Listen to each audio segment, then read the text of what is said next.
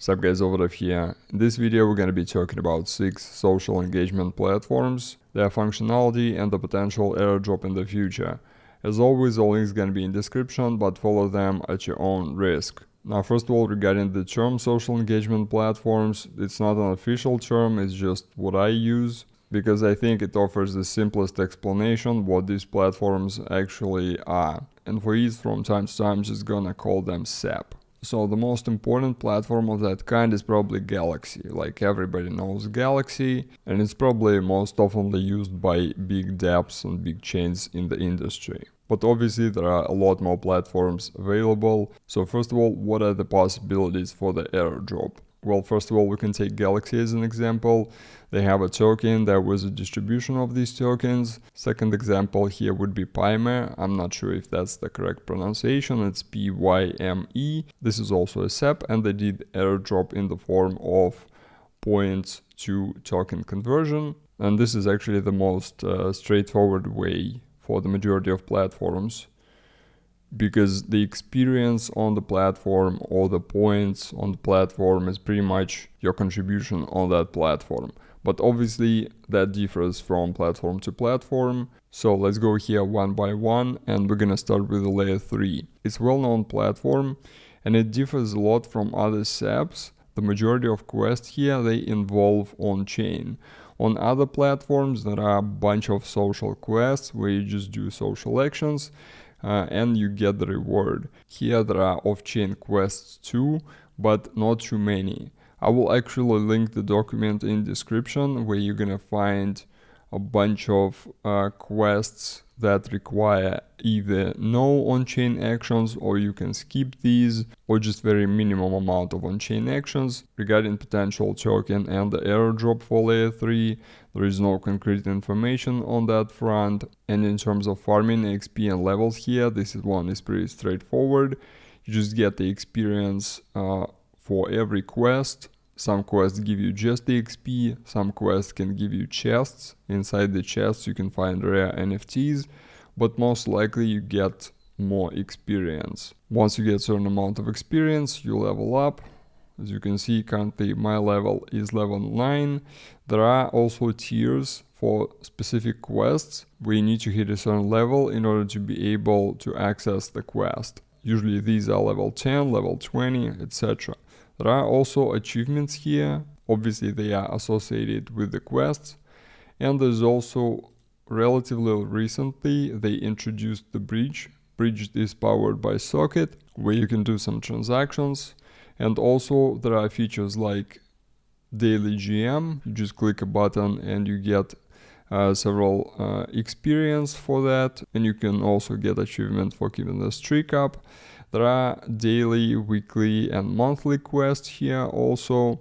So in general, strategy here, I would say pretty simple. If you don't want to spend heavy on the gas, just daily clicking on GM. If you do any daily activities like on ZK Sync, for example, you can claim that quest. You can use the bridge from time to time. My strategy here, basically, when I'm doing something with the chain and I can do some quest for this task in parallel, I will do that. Otherwise, just like separately for now, I'm not actively farming EXP. But from time to time, there are actually great opportunities. Like for example, when the chain is on a testnet, you can find sometimes quests for the testnet. Currently we have 5 quests for scroll testnet. That's probably gonna go away when the mainnet launches. So I recommend doing those while they're still here and you can get some experience. That's pretty much it for Layer 3. Let's move on to the next one, and that's gonna be SoQuest. This app raised in total over 10 million in funding.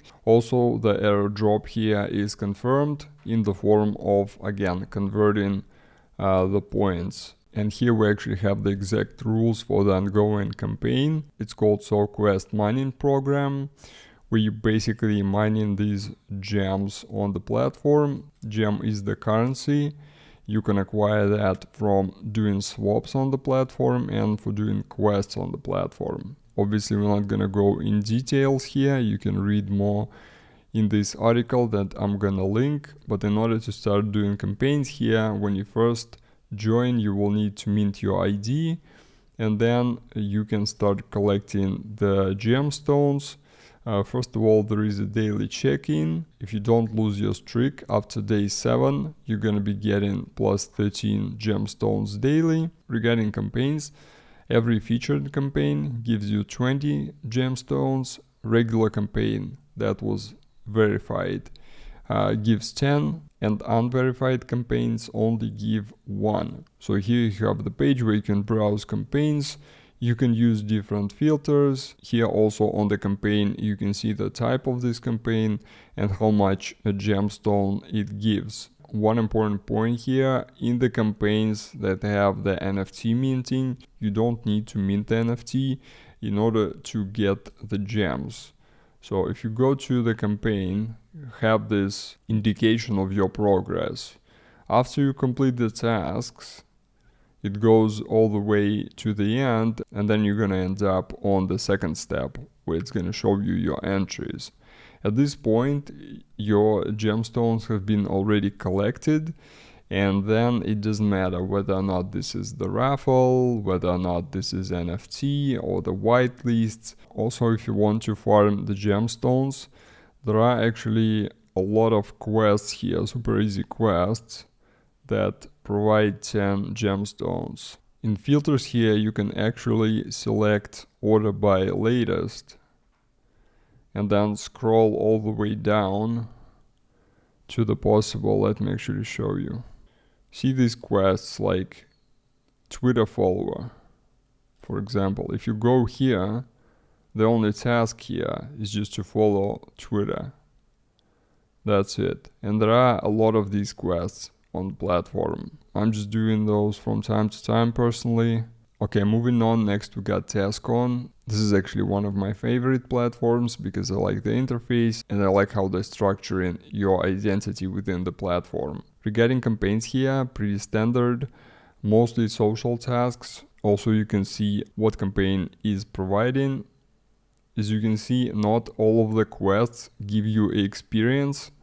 However, if we go to the participation center, if we take into account not experience itself, but the levels, the fastest way to level up is actually just doing more campaigns, because you have 3 ways to level up. Number 1 is experience, number 2 inviting people, and number 3 just completing any campaigns.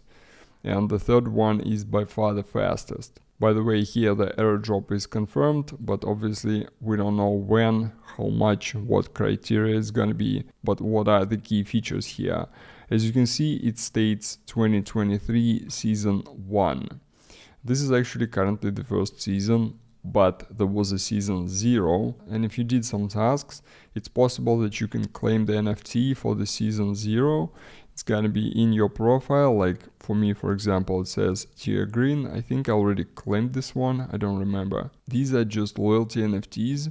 You can read more about the benefits in the article, but basically I would say that our goal for every season is to get the best NFT, and in order to get the best NFT, we need to get to top 1%. Now that may seem like a very high placement, and on paper it is. However, as you can see, I'm currently sitting in the top 1%, and I wouldn't say that I'm doing a lot of quests, because total amount of people participating on the platform, even with a single action, single quests, I assume counts, so getting in top 1% is really not that hard. What I'm doing here personally, in like 95% of cases, I'm only doing quests with XP.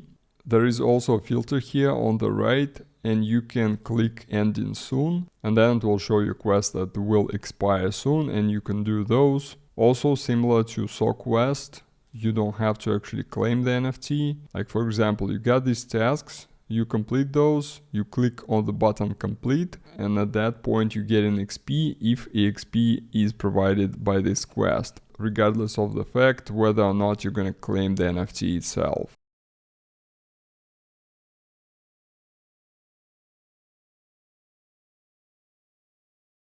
And we're gonna move to the QuestN. Now, from the first look of it, looks a little bit like TaskON, but actually they are not too similar in their structure. So if you go to profile, you will see that here you can only connect your socials and there is no progress, nothing like this. So for that you need to go to QuestN. And on QuestN, and this is also what I don't like about this platform, there is no universal leveling here, like on TaskON, like on SoQuest. And you can see your NFTs here that you minted. On the bottom left, you can see the associated achievements with those NFTs. Then if you go to communities, like for example, we go to Zeta chain. Here in communities, on the right side, you actually see your points. So your points only, as far as I understand, show your progress within that community, because I haven't seen your points elsewhere. And this is what I mainly don't like about this platform, because like there is no quote-unquote leveling on this platform.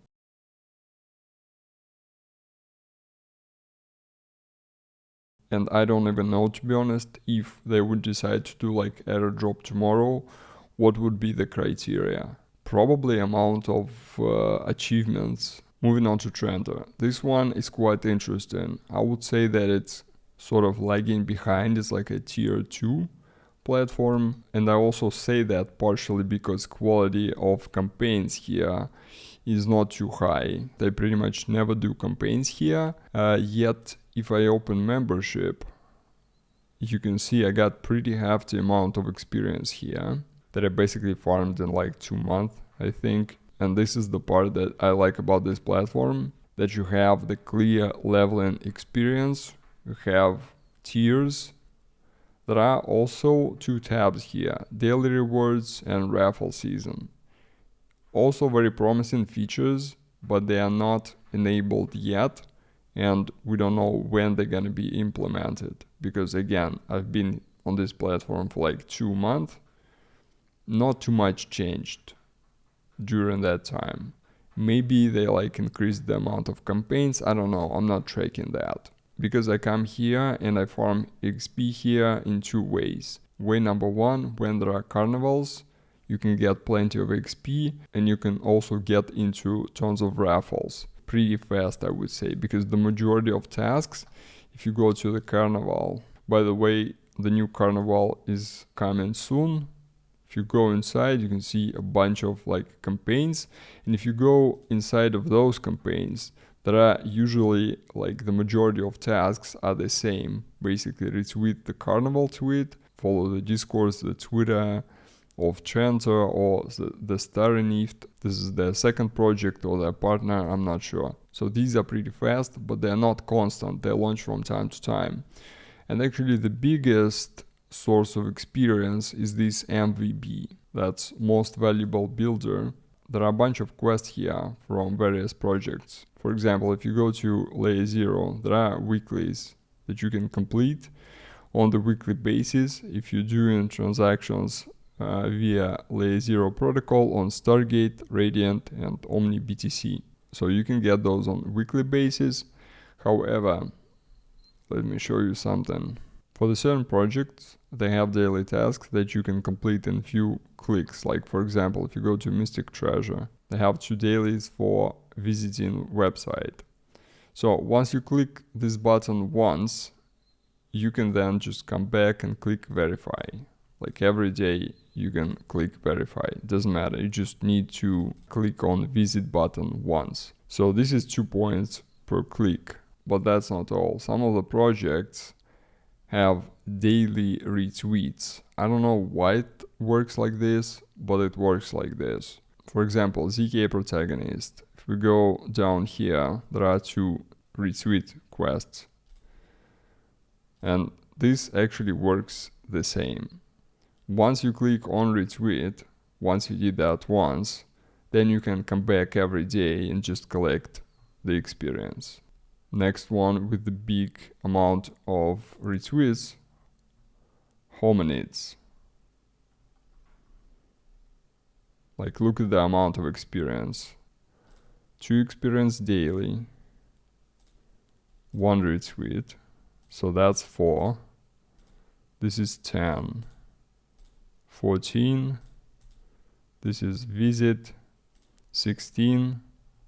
If you click too fast though, you're gonna get this. So after a certain amount of actions, you need to cool off like, I don't know, half a minute maybe, and then you can continue confirming. So that would be 20, 24, 28. I haven't even unlocked those. As you can see, that's already from the quest that I'm doing. That's 28 points right here. And we're not like doing daily retweets actually, we're just confirming our previous action. And I'm pretty sure that's not how it's supposed to work. They're just probably not monitoring that stuff. But while it works, we can use it. Yeah, so this is a simple tip here, how to get a lot of experience. Obviously here my hope is that they will launch a token and there's gonna be some sort of conversions of this experience into the tokens, or maybe in some other way these levels of experience will come in handy when they launch these features. Also forgot to mention that in order to get this profile card, you will need to mint this. And the last platform I'm gonna cover here is Carv. This is different from all other platforms because this platform is about gaming and quests associated mainly, not all of them, but the majority of them associated with different games. Here also token is confirmed. There is also the gem currency on the platform that you can spend in shop. You get this currency from certain quests. As you can see in shop, you can enter different raffles for the gaming gear, for various gift cards. There are also cosmetics for the platform like avatar frames, backgrounds, and from time to time you can also buy these gas-free cards that you can use then on quests, because here NFTs are on ZK Sync era, so in order to mint those you will need to pay the gas, but when you use this card you don't have to pay the gas obviously. There's also a leveling system here and the check-in system, so you can get a lot of points by checking in and not losing your streak. You can also get a lot of points from completing these quests, like registering, following people, binding email account, connecting to your Steam, your Twitter. Then one of the key features here is Carv Pass. Again, this is a seasonal thing. As you can see, we are currently in season 2 and you can get various bonuses here from leveling. You can get some gems in the chests or NFT in the chests. This power thing, it's basically your multiplier when, for example, you enter the quest with a total pool of, let's say, 100,000 gems. But the way these gems are distributed, not equal, but every person has the multiplier based on their power. But moving on, you can see all the rewards here. On some levels, as you can see, we can get the Discord role and the SBT. These potentially can play maybe some roles in the future, who knows. But main question is how to get experience here. You can get small amounts of experience from weekly and monthly quests. These are usually includes login, like as you can see I can claim these for checking in, for example. For carving is basically minting NFT. So for carving NFTs, for spending gems in the shop, and these are basically the same for weeklies and monthlies. Monthlies just give you more points, but also you need more actions. The main source of points, if you want to min-max, is gonna be in time limited quests. But these quests then sometimes not easy to complete because often they include tasks in actual games. Like for example, you need to complete a certain level in the game or a certain mission in the game. So if you're not playing games, you're not a gamer, I wouldn't spend too much time on this platform. Maybe if you're okay with minting NFTs on ZK Sync era, like you need those transactions, here can actually be a decent place alongside with just like setting up your profile and incorporating daily check-ins into your daily routine if you have one. And if you are a gamer, this is the platform for you. There's tons of functionality with the reviews, with the playtime, with the different connections to different projects. Okay, one more point I almost forgot about. I recommend using separate Twitter account and separate Discord for these platforms. If you want to do a lot of quests, you'll have to do like tons of retweets, join a bunch of Discord servers. So in my opinion, it's just more convenient if you have like separate accounts for these. I'm personally I have my main Discord account with the Nitro, and then I have the second account just for these platforms effectively. And regarding Twitter, obviously I don't want to have like 1,000 of retweets on my main account, so I'm just using separate account for that, but that's completely up to you. So we're gonna wrap up here. Thank you very much for watching. Please like and subscribe. With any questions or suggestions, or maybe have some information regarding these platforms or some other platforms, be sure to comment down below, and I'll see you next time.